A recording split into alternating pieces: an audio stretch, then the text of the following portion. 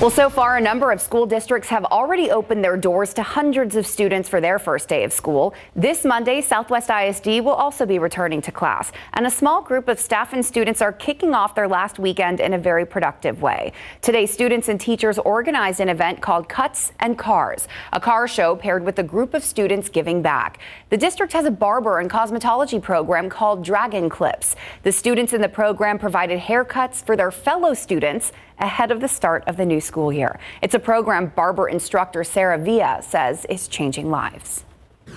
And this was the way for me to bring them out of that and get them certified, since we already had a successful cosmetology program, to kind of focus on gender equality and bring those boys into the program. Sounds like a great program. It invited the car show to join them to draw the community together. 100% of the proceeds will go directly to student activities for the new academic school year. Right now on KSAT.com, we have details on an HEB hiring event happening at all Texas stores. The one-day hiring event will happen next week on Tuesday from 10 a.m. to 3 p.m. On-site interviews will be available at every HEB, Central Market, and Mi Tienda. According to HEB, there are more than 250 positions to apply for just in the San Antonio area alone. For more information, just look for this story on KSAT.com. Everyone get excited. Adam Caskey's here.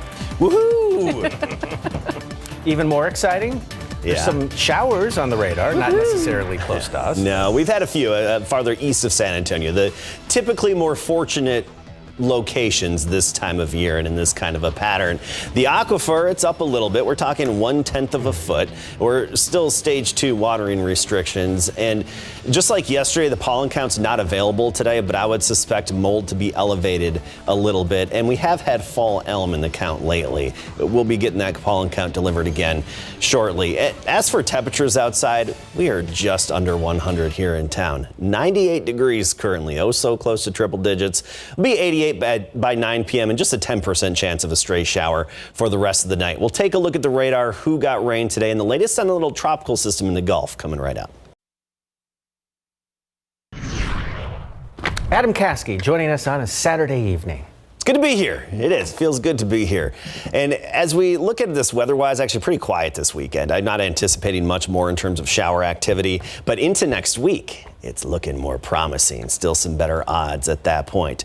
Well, our weather headlines basically indicate better rain chances next week and temperatures staying just under 100 degrees. All right, let's take a look at the radar screen. Not much out there right now. A few showers developed earlier today along the coastal plain. Right now, over Cuero. You're the lucky spot, but it's really not going to add up to a whole lot. Just a few hundredths of an inch, most likely, maybe up to a 1/10 of an inch. And near Lemming, right along 281, Atascosa County crossing into Bexar County. Little downpour just dissipated and nothing really left of it there anymore. So that's rained itself out, and that's all we have to speak of. But you look at the rainfall from today, the Doppler radar estimates, and you see these little streaky showers moving south to north throughout parts of the coastal plain. So parts of Lavaca County, DeWitt County, Karnes County, Goliad, Victoria, the typical locations that usually are more fortunate in days like today. And I think tomorrow is going to be very similar. Here's a look at the past several hours. You can see that activity from this morning even developing closer to the Gulf coastline and within about maybe 50, 60 miles of the Gulf Coast, but otherwise pretty quiet. It's nice to see this activity far west Texas into the Panhandle, New Mexico as well. All these very drought-stricken areas seeing some good soaking widespread rain. So yeah, we may not be getting it right now, but at least some of our friends are getting some good rain. So we've been talking about this system down to the south of us for quite some time. Potential Tropical Cyclone 4. Basically, it's a ripple in the flow in the Gulf of Mexico, and the Hurricane Center likes to call it a potential tropical cyclone. Aren't they all potential tropical cyclones? Anyway, even one little wave could be potential tropical cyclone. Whatever. It's basically a weak little system, kind of a tropical depression, not strong enough to be a tropical storm. Wouldn't surprise me if the Hurricane Center names it right before it makes landfall. Either way, the impact is the same. pretty much nothing. Just some areas of rain, northeastern Mexico, and just clipping parts of deep South Texas down in the valley. But otherwise, they've got sunshine and just winds out of the southeast at about 25 miles per hour right now. Maybe some wind gusts up to 35 with it. That's about it. All right, let's talk about our futurecast here tomorrow. I think it's going to be very similar to today, a mixture of sun and clouds, and then we get into the midday and afternoon. A few isolated downpours pop up again in the typically favored locations: Lavaca County, DeWitt County, maybe Gonzales County, Karnes County, Goliad, Victoria. Around here, we can't rule it out. We could have a brief shower or two, but I just don't anticipate it. I give it a 10% chance tomorrow locally, 20% overall, accounting for the Gulf coastline and closer to the coastal plain. Next week, though, different story. Still promising. Tuesday and Wednesday, we boosted those rain chances into the scattered categories. We're talking about 50 to 60% coverage across our area. Still looks good with some juicy downpours likely. You see those clouds just having a hard time building vertically today, just not enough to squeeze out some showers. 99 the high. Again, 1 degree away from triple digits. We couldn't do it today. We're still 1 day away from the all-time record of 100-degree days in a year. Right now we're at 97. You look at the rain cool there. Lubbock 72, Amarillo 72, Albuquerque 68. And for the most part, we don't have triple digits on the map across Texas. I mean, we're close. Cotulla 98, 99 right now in Hondo. And as we start the day tomorrow, it's going to be more of the same. We'll be in the 70s. You'll notice the humidity. Dew points right now, right near 70 degrees. And tomorrow we start the day in the upper 70s. By the afternoon, we make it to 97 for the high temperature with that 10 to 20% chance of an afternoon shower or two. Next week, with those better rain chances, we're talking some upper 80s for highs. So that 100-degree day record is elusive right now. Wow, that looks good, as long as you don't call it a potential tropical cyclone. Did I get on my soapbox? Don't make Adam angry. Did I get on my soapbox a little bit? Maybe just a little bit. It's okay. Just a little bit. Thanks, Adam. Glad to have you here. All right, Larry. Preseason, week 2, Texans get a win. Yes, they did get a win. For the second week in a row, they had to come from behind late in the fourth quarter to get the victory. So I know it's just preseason, but still, this is certainly helping the Texans' confidence. And the Cowboys will play the Chargers tonight. Dak will not go, but he's talking about the offense coming up. Pro football coverage, powered by Davis Law Firm. After practicing twice with the Los Angeles Chargers this week, the Cowboys and Bolts will play some exhibition football tonight at 9 at SoFi Stadium in Inglewood, California. The first team starters practice against LA on Wednesday and Thursday, but tonight will be more of an opportunity for the younger players to shine. Cowboys head coach Mike McCarthy said that he plans for most of his starters to get the bulk of their work during a joint practice, much like last week at Denver, and that he plans to use the preseason game for the backups and rookies. Once the game is over tonight, the boys will head back to the Star in Frisco to continue training camp. Dak Prescott was asked, where does the offense stand overall? We've got to continue to work on everything. We've only, 3 weeks in or so. So, I mean, everything's got to continue to get better. We've got another 2 or 3 weeks before this gets real. So when we get back, we're just going to continue to focus in on the details. Obviously, control things we can control. You look at the last game, get better at the penalties, self-inflicting errors, and just keep pushing, trying to stack good days on top of good days, working on our chemistry and all that aspects of the offense. Cowboys released a hype video to show off an icy new Cowboys alternate look. The boys will sport its all-white uniform Week 17 against the Tennessee Titans. For the second week in a row, the Houston Texans scored a late fourth-quarter touchdown to win a game.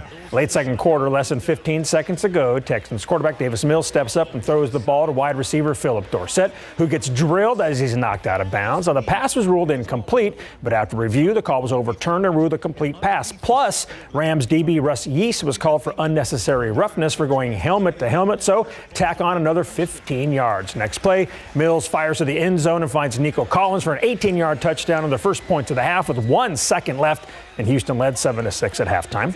Third quarter, Texans QB Kyle Allen goes play action, then throws to Tegan Quitoriano, who turns inside for a touchdown, and Houston takes back the lead 14-6. They led 14-13 after 3.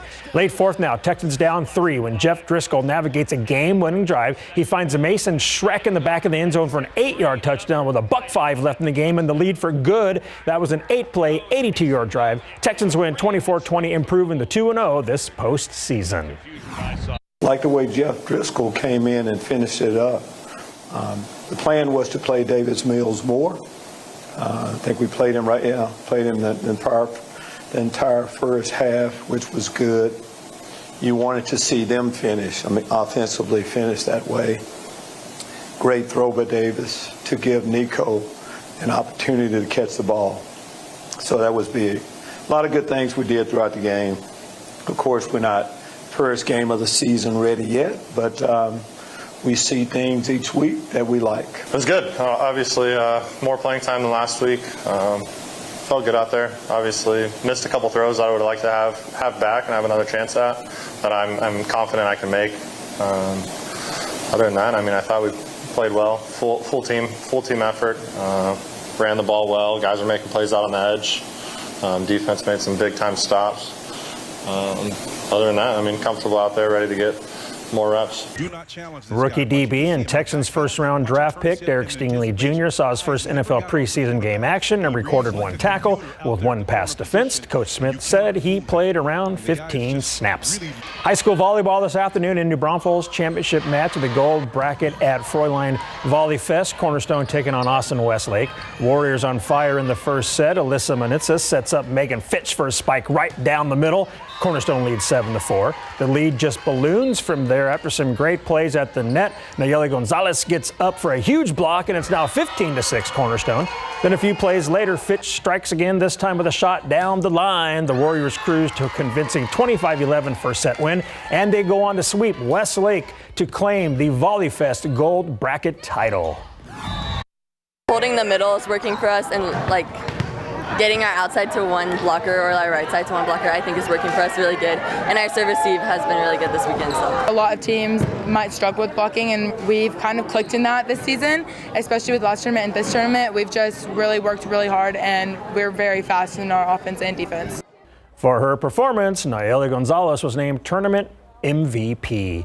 Water polo is the UIL's newest high school sport. A number of area teams hit the water out Southwest ISD Natatorium this morning. On the boys' side, Highlands taking on Comal Canyon. Owls in control of this one early in the fourth period. On the break, Fabian fires it past the keeper for Highlands' 14th goal of the match, and the Owls win big, 15-7. Next pull over, Comal Piper taking on Southwest Legacy. Warriors pulling away in the fourth period as well. Michael Shinauda gets a clean look, point blank, and he buries a shot in the back of the net. Piper goes on to win it 11-5. Then the girls hopped in for a north side battle. Harlan taking on Warren. Hawks jump on the Warriors right out of the gate. Brooke Jimenez gets free down the far side and sneaks it inside the near post for the 5th goal of the match. Harlan led 7-0 after 1, and we'll have the final score from this match tonight on the Night Beat. All right, we are now 1 week away from the first ever KSAT Pigskin Classic. 6 teams, 3 games, all at the Alamo Dome. 11:30 a.m. will feature Smithson Valley Rangers and the Reagan Rattlers. Game 2 at 3:30 p.m. We'll see the Judson Rockets against the Johnson Jaguars. And the nightcap at 7:30 is a doozy between the Brennan Bears and the Steel Knights. It all goes down Saturday, August 27th at the Alamo Dome. And if you can't make it to the Dome, you can watch all 3 games live right here on KSAT 12. And those of us guys calling the game, we get some pretty cool retro looking blazers. Kind of reminds you of ABC's Wide World of Sports back in Are they gold? They're not gold. Okay, we'll have to stay tuned. Still pretty It's a teaser. cool. Thank you, Larry. We'll look forward to it. And we'll be right back. All right, looking ahead to tomorrow on GMSA, Port San Antonio President and CEO Jim Perschbach will be live on Leading SA tomorrow morning at 8 a.m. He'll be talking about what the museum means for local students in the future of technology in the Alamo City. So if you have any questions you would like to submit and we can get them answered, submit them right now. Just head to the Leading SA section of KSAT.com and join GMSA tomorrow at 8 for the full conversation. All right, tomorrow we'll start the day in the mid-upper 70s by the afternoon. It's more of the same, well into the 90s. Just shy of 100 for most of us. And today we made it up to 99 so far for the high temperature. Looking ahead, actually upper 80s Tuesday and Wednesday, and those are our best chances of rain. It's not a slam dunk for everybody, but several neighborhoods could quickly pick up a few inches of rainfall on Tuesday and or Wednesday. Ooh, 80s for highs. Thanks, Adam. That's all of our time. Thanks for watching. We'll see you back here for the Night Beat at 10. See you then. Have a good evening.